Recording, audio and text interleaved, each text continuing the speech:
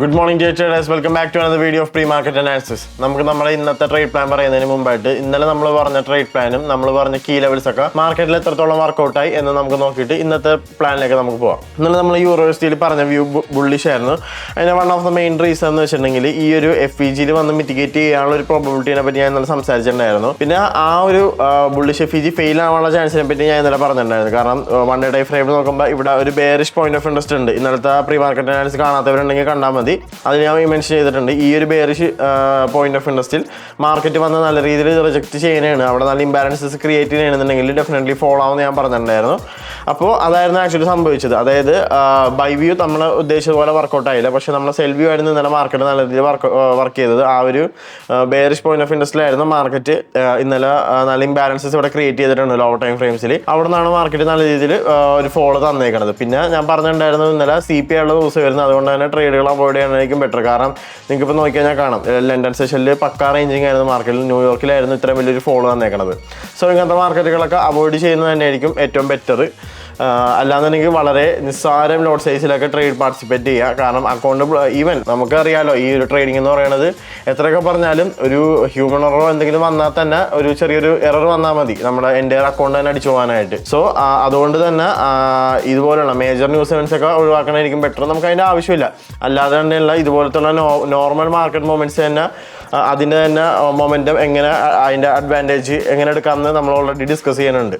Okay, so നമുക്ക് ഇന്നത്തെ വ്യൂവിലേക്ക് പോവാം. ഇന്ന് എന്തായിരിക്കും നമ്മൾ മാർക്കറ്റിൽ ആൻറ്റിസിപ്പേറ്റ് ചെയ്യണത് യൂറോഎസ്ഡിയിൽ? ഇന്ന് പറയാനാണെങ്കിൽ till this moment so I M bearish on USD.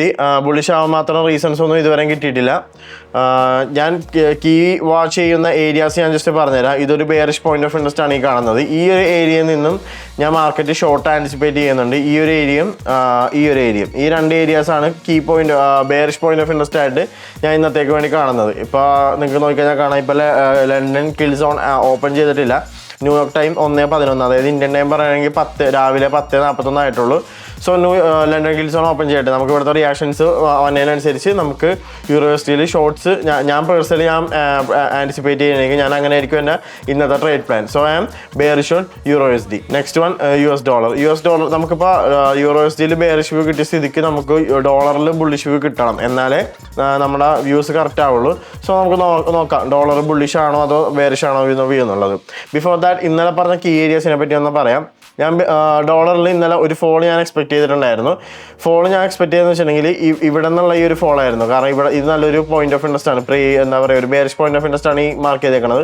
അപ്പോൾ അവിടെ നിന്നൊരു ഫോള് ലണ്ടന് മുമ്പായിട്ട് കിട്ടിയെങ്കിൽ പോലും ഞാൻ വേറെ പറഞ്ഞൊരു another key point of interest ആയിരുന്നു ഈ കാണുന്നത്. ഇത് ഒരു ബുള്ളിഷ് ഓർഡർ ബ്ലോക്കാണ്. ഈ ഒരു ബുള്ളിഷ് പോയിന്റ് ഓഫ് ഇൻട്രസ്റ്റ് എത്തിക്കഴിഞ്ഞാൽ അവിടെ നിന്ന് സ്ട്രക്ചർ ഷിഫ്റ്റും കാര്യങ്ങളൊക്കെ കിട്ടിക്കഴിഞ്ഞാൽ ഡോളർ ബുള്ളിഷ് ആവുന്നുള്ളൊരു കാര്യം ഞാൻ ഇന്നലെ പറഞ്ഞിട്ടുണ്ടായിരുന്നു. കാരണം നമുക്കിതുപോലുള്ള കീ ഏരിയാസ് ഒന്നും ഒഴിവാക്കാൻ പറ്റില്ല. മാർക്കറ്റ് ഇപ്പോൾ ക്ലിയർലി ഒരു ബയാസ് വന്നിട്ടില്ല, ഡോളർ ആണെങ്കിലും USD ആണെങ്കിലും. സോ മാർക്കറ്റ് ഇപ്പോൾ ഒരു ടൈറ്റ് കൺസോൾട്ടേഷൻ പീരീഡിലാണ്.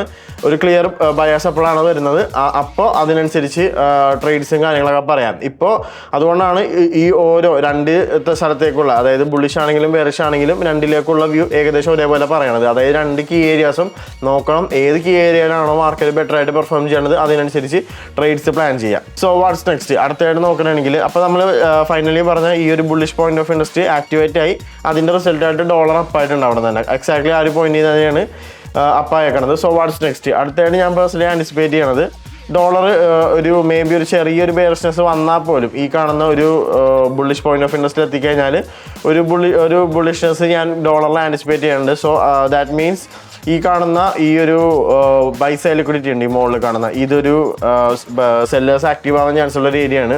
സോ അതുവരെ ബയേഴ്സ് അവിടം വരെ ആ ഒരു കീ ഏരിയ വരെ ഈ ഒരു ഇതൊരു ബെയറിഷ് പോയിന്റ് ഓഫ് ഇൻട്രസ്റ്റ് ആണ്. ഇവിടം വരെ മിക്കവാറും ഡോളറിന് ബയേഴ്സ് കൊണ്ടുപോകണമായിരിക്കും. സോ നമുക്ക് നോക്കാം വരുന്ന മണിക്കൂറുകൾ എങ്ങനെയാണ് ഡോളർ ആക്റ്റീവ് ആവുന്നുള്ളത്. So I am bearish on USD and I'm bullish on dollar. Last one ഗോൾഡിൽ പറയാനാണെന്നുണ്ടെങ്കിൽ ഇന്നലെ ഞാൻ ഗോൾഡിൽ പറഞ്ഞ വ്യൂ ബുള്ളിഷ് ആയിരുന്നു.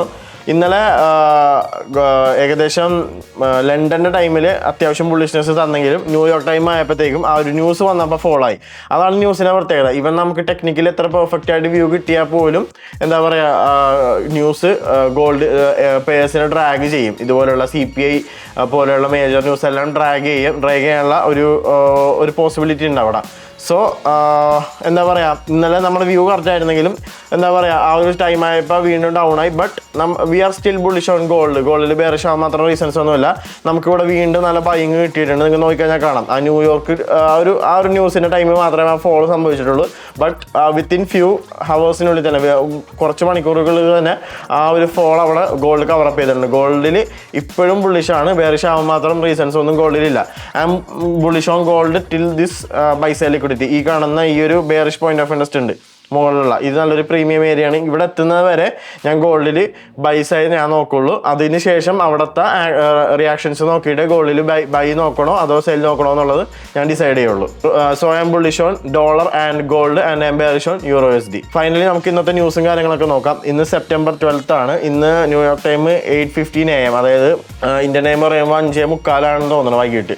ആ ടൈം ആകുമ്പോൾ യൂറോയിലൊരു ന്യൂസ് ഉണ്ട്, മെയിൻ റീഫിനാൻസിങ് റേറ്റും മോണിറ്ററി പോളിസി സ്റ്റേറ്റ്മെൻറ്റും. ഇത് രണ്ടും അത്ര ഇമ്പോർട്ടൻ്റ് അല്ല, ബട്ട് സ്റ്റിൽ ഫണ്ടഡ് അക്കൗണ്ടിൽ ട്രേഡ് ചെയ്യണവരൊക്കെ ഈ ടൈമിൽ ട്രേഡ് എടുക്കുമ്പോൾ ഒന്ന് ശ്രദ്ധിക്കുക. കാരണം ആ ടൈമിൽ എടുത്തു കഴിഞ്ഞാൽ നിങ്ങളുടെ പ്രോഫിറ്റ് ഒന്നല്ലെങ്കിൽ നിങ്ങൾ റിഫ്ലക്റ്റ് ചെയ്യൂല, അല്ലാന്നുണ്ടെങ്കിൽ ചിലപ്പോൾ അക്കൗണ്ട് അവർ ബാൻ ചെയ്യാനുള്ള ചാൻസ് ഉണ്ട്. അപ്പോൾ ഫണ്ടഡ് അക്കൗണ്ടിൽ ചെയ്യണവരൊക്കെ സൂക്ഷിച്ച് ചെയ്യുക. പിന്നെ ഫൈനലി പറയാനാണെങ്കിൽ ഈ ഒരു PPI ആൻഡ് അൺഎംപ്ലോയ്മെൻറ്റ് ക്ലെയിംസ് ഉണ്ട്. ഇത് രണ്ടും മേജറാണ്. ഈ ഒരു ടൈമിലേക്ക് എനിക്ക് പേഴ്സണൽ എന്തെങ്കിലും ട്രേഡ് ഉണ്ടെങ്കിൽ ഞാൻ ഹോൾഡ് ചെയ്യുന്നതല്ല. ഇനി ട്രേഡുകൾ എന്തെങ്കിലും എടുക്കാൻ ഉദ്ദേശമുണ്ടെങ്കിൽ ഈ PPI കഴിഞ്ഞിട്ട് ഞാൻ നോക്കുകയുള്ളൂ. ഞാൻ പേഴ്സണലി എൻ്റെ പ്ലാൻ അങ്ങനെയാണ്. കാരണം എന്തായാലും PPI അൺഎംപ്ലോയ്മെൻറ്റ് ക്ലെയിംസ് ഇത് രണ്ടും ഒരുമിച്ച് ഒരു ദിവസം വരുന്നത് എന്താ പറയുക മാർക്കറ്റിന് അത്ര ഗുണകരമായിട്ട് ചെയ്യുമെന്ന് എനിക്ക് തോന്നുന്നില്ല, എസ്പെഷ്യലി ഇൻട്രാഡേ ട്രേഡേഴ്സിന്. സ്വിംഗ് ട്രേഡേഴ്സ് ആണെന്നുണ്ടെങ്കിൽ വലിയ സീൻ ഉണ്ടാവില്ല. അപ്പോൾ ഈ ഒരു ടൈമിൽ ഞാൻ എന്തായാലും ട്രേഡുകളൊന്നും ഹോൾഡ് ചെയ്യാൻ പ്ലാനില്ല. പിന്നെ 8:45 AM, അതായത് ഏകദേശം 6:15 ഒരു ന്യൂസ് ഉണ്ട്. 6:15 ന്യൂസ് ECB പ്രസ് കോൺഫറൻസ്, അതും കുഴപ്പമില്ലാത്തൊരു ന്യൂസാണ്. വലിയ മൊമെൻ്റ് എക്സ്പെക്ട് ചെയ്യേണ്ട ഈ രണ്ട് ന്യൂസിനും. ECB പ്രസ് കോൺഫറൻസും ഈ ഒരു 8:15 മോണിറ്ററി പോളിസിയും, അതായത് 5:30 മോണിറ്ററി പോളിസിയും മെയിൻ റീഫിനാൻസിങ് റേറ്റും. മെയിനായിട്ട് നോക്കേണ്ടത് ഈ 8:30, അതായത് 8:30 AM, അതായത് ഇന്ത്യൻ ടൈം വൈകിട്ട് 6 മണിക്കുള്ള PPI കോർ PPI അൺഎംപ്ലോയ്മെൻറ്റ് ക്ലെയിംസും ആണ് മെയിനായിട്ട് ശ്രദ്ധിക്കേണ്ടത്. നല്ലൊരു മൊമെൻ്റ് മാർക്കറ്റിലുണ്ടാവും. അത് വന്നു കഴിഞ്ഞാൽ നമുക്ക് പറയാൻ പറ്റുള്ളൂ എങ്ങോട്ടായിരിക്കും മൊമെൻ്റ് എന്നുള്ളത്. Okay, so that's for today. ICT concept മലയാളത്തിൽ പഠിക്കണമെന്ന് ആഗ്രഹമുള്ളവർ നമ്മുടെ യൂട്യൂബ് ചാനൽ പ്ലേലിസ്റ്റ് ചെക്കൗട്ട് ചെയ്താൽ മതി. അതിൽ നമ്മൾ ലേണിംഗ് സീരീസ് സ്റ്റാർട്ട് ചെയ്തിട്ടുണ്ട്. ഏകദേശം 15 ടോപ്പിക്കുകൾ ഇപ്പോൾ തന്നെ നമ്മൾ കവറപ്പ് ചെയ്തിട്ടുണ്ട്. പുതിയ ടോപ്പിക്കുകൾ വരുന്ന ദിവസങ്ങളിലായിട്ട് നമ്മൾ അപ്ലോഡ് ചെയ്യുന്നതായിരിക്കും. Okay, so that's for today. അടുത്ത പ്രീ മാർക്കറ്റ് അനലൈസ് ആയിട്ട് കറൻസി ടിപ്സ് നാളെ വരുന്നതായിരിക്കും. So stay tune. Signing off house from currency tips.